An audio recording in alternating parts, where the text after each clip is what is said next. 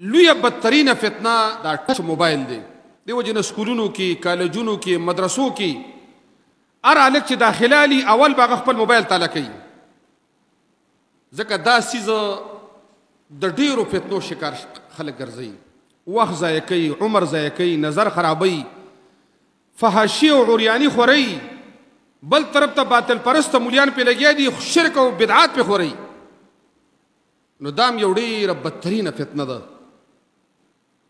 او شیطان لګیا دی زمونږ او ستاسو کوشش دی چې موږ په فتنو کې واچي.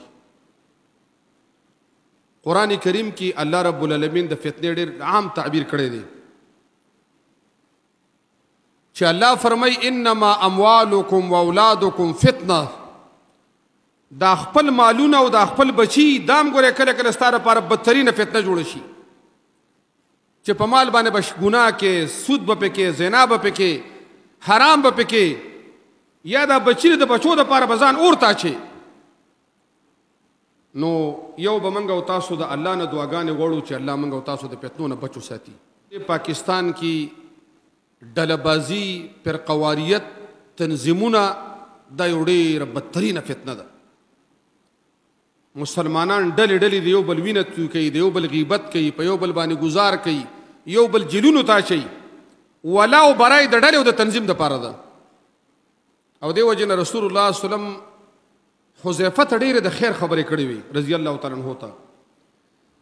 هغه ته وایي وروسته به داسې خلک راشي چې زما په لار به نه ځي، حاکمان به زما په سنتو باندې به روان نه وي، څه کارونه به ښه کوي، څه به غلط کوي. او بیا ورته وفرمیل داسې خلک به پیدا شي، داسې داعیان، داسې مولیان چې خلک به اور ته رابلي، که چا د هغوی خبره ومنله اور ته به وغورځېږي. نو دی ورته وایي د الله رسوله زه به څه چل کوم؟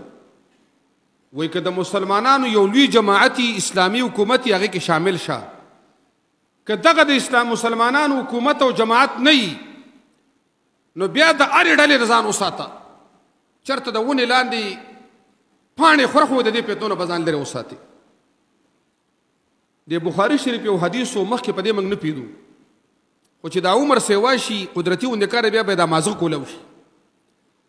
دا الله نبي فرمایلي وو ویل په آخره زمانه کې به د ټولو نه غوره سړی هغه غوره چې ګډې او چیلې یې د غر په سر کې ساتلي، ګډې او چیلې د هغې پی خوري، د هغې غوښه خوري، هغه ساتي او د غر په څوکه کې اوسېږي.